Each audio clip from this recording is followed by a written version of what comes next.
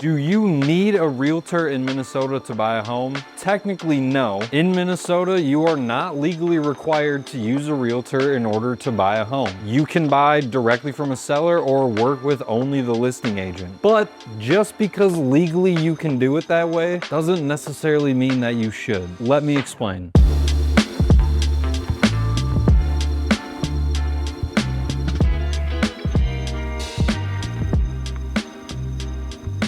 This video is not me telling you what you should and shouldn't do. I'm simply just laying out the facts. Working with a realtor, it's not about convenience, it's about risk management. I promise you, a good realtor adds way more value than just scheduling showings and opening the door for you. A good realtor is going to protect your interests, be honest with you, and work for you. Some first-time homebuyers don't realize to what extent contracts are binding in Minnesota until they are writing an offer and being explained the terms, or worse, until they are already under contract. And once that offer is accepted, signed, and returned, you as the buyer are on a legal timeline with real financial consequences. Like most all states, Minnesota uses a specific purchase agreement and not a simple offer letter. This contract includes inspection contingency deadlines, financing contingency timelines, earnest money terms, default language, and cancellation rights. So by missing a deadline by even a day can void a contingency, it can risk losing your earnest money, or probably the worst case scenario, lock you into a purchase that you don't want to have to make. And on top of that, there are other things to consider about Minnesota homes that vary way differently compared to other states here in the US. Many Minnesota homes are 40 to 100 plus years old. Most all homes in Minnesota have basements, and those basements come with moisture history. It's not uncommon to find homes that use boilers, radiators, or older electrical systems, septic systems, wells, shared driveways. These are all very common things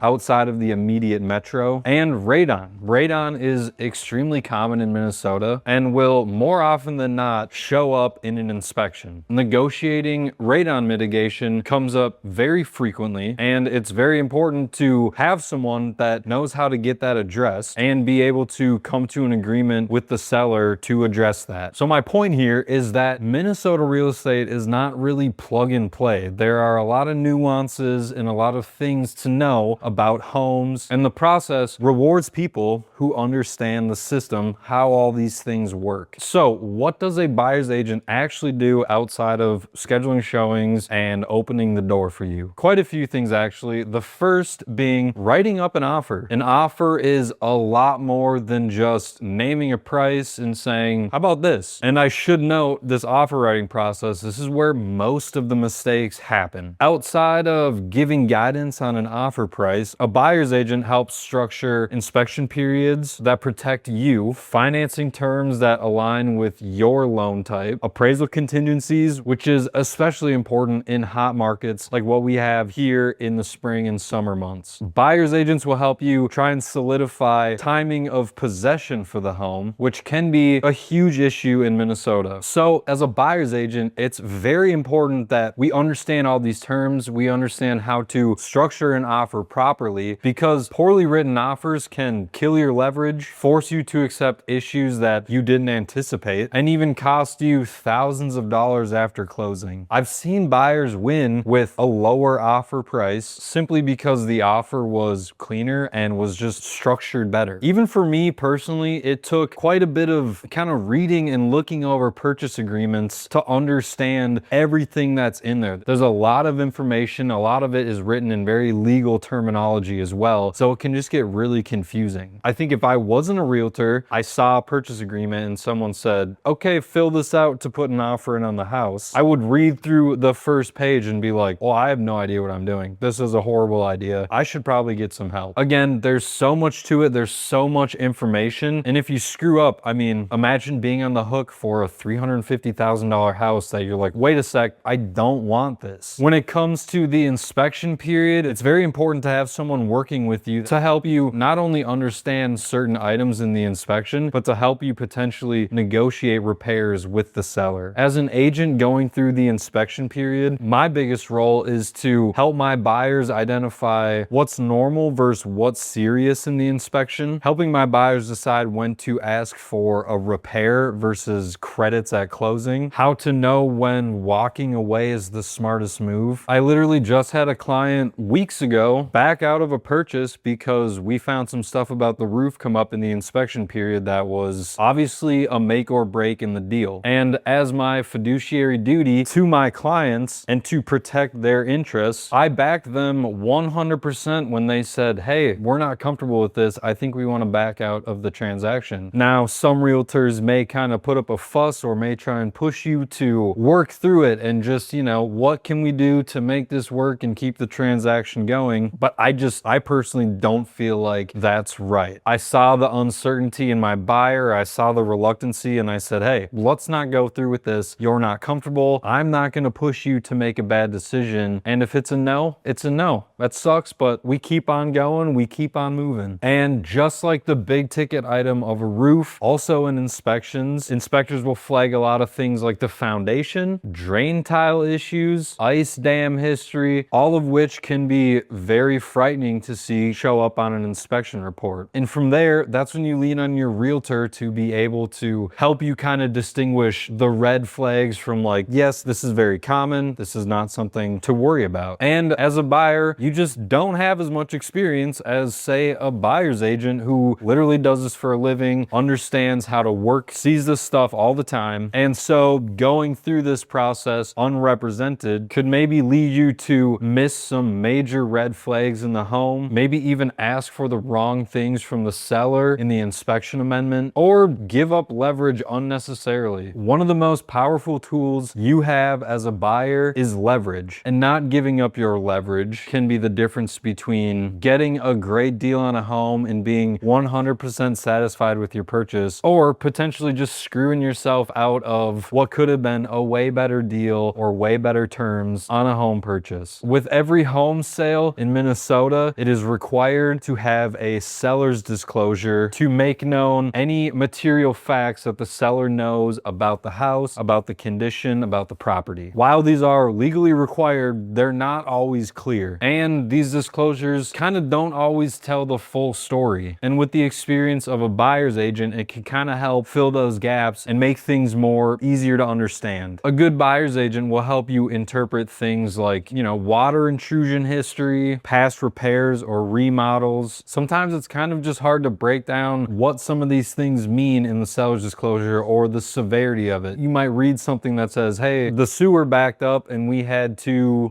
get the line clean, but now it hasn't backed up since, or something like that. And as a buyer, you might be like, well, is that scary? Should I be worried about that? And so it's beneficial to have a realtor to not only inform you of those things, but help bounce off your thoughts on those things, help you kind of understand, hey, is this bad? Is this good? Because sometimes you could read something in the seller's disclosure that seems scary because X event happened and it led to this, and it might make you think, well, I don't want to have anything to do with that. But what you don't know is that sometimes something can happen on the house that causes a repair that could end up actually being a huge benefit to you if you buy the home. If the drain tile failed in the basement and it backed up and the basement flooded, well, reading that is scary. But if they say, well, hey, we had to put in a whole new drain tile system and we haven't had any issues since, while yes, that is scary that happened, now you have a brand new drain tile system. So actually that no longer becomes something that you have to worry about. A good buyer's agent understands the market and from there should be able to give you guidance on pricing. I've said this before, the Zillow's estimate,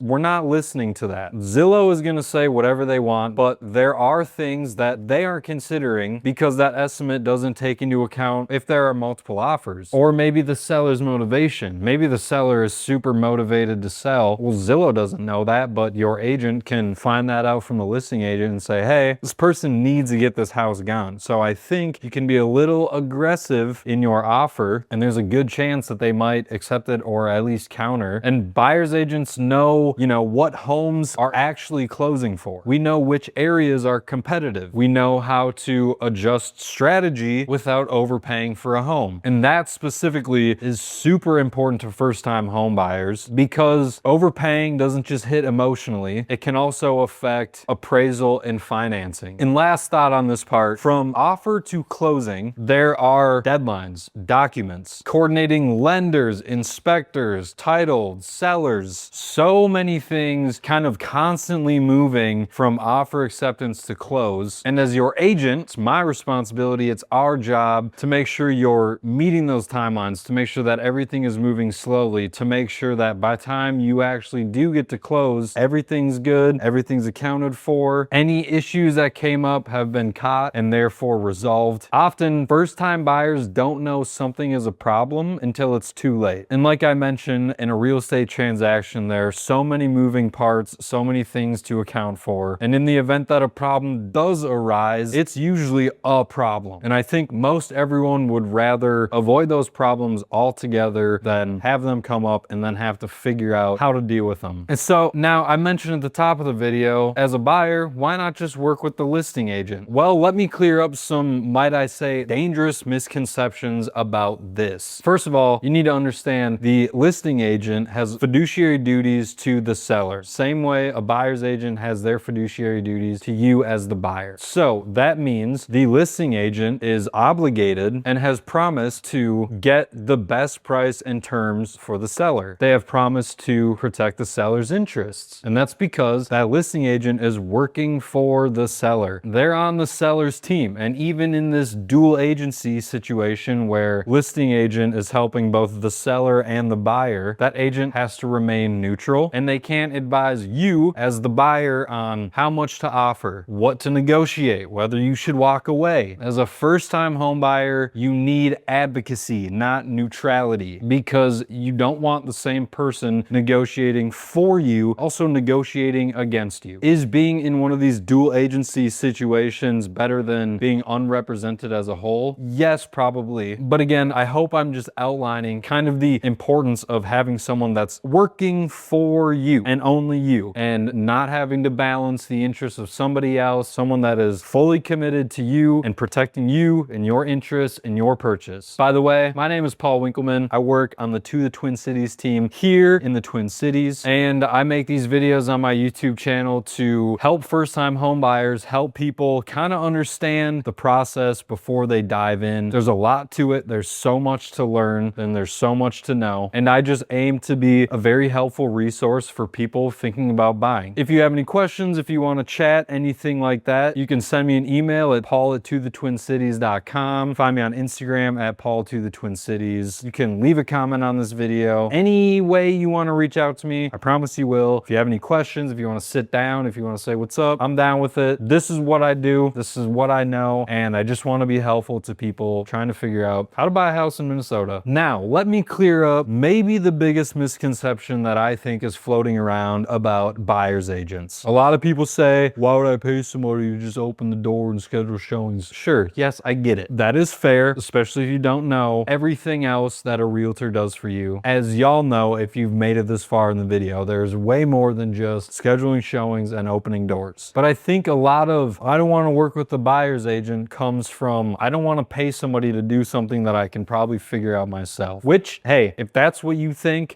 go ahead. But I think a lot of that is people saying, I don't want to pay somebody 2-3% because that's a big chunk of money on a $400,000 home. And yes, I agree. If I was going to buy a $400,000 home, and also I had to think about paying someone 3% on top of that, so I'm already buying this home for $400,000, and then I have to anticipate another $12,000 out of pocket at closing to pay my buyer's agent. I get it. That's crazy. That's a lot of money. But something most people don't know until they actually talk with a realtor is that typically, more often than not, the seller is paying the buyer's agent commission anyways. Seriously, 99.99% of the time, buyer's agent commissions are coming from the seller. So that means the representation, the negotiations, the guidance, all the benefits that you've gotten from your buyer's agent is at no cost to you, the buyer. And even when the commission structure varies a little bit, a good realtor can often save you more than they cost through repairs, price, and avoided mistakes. And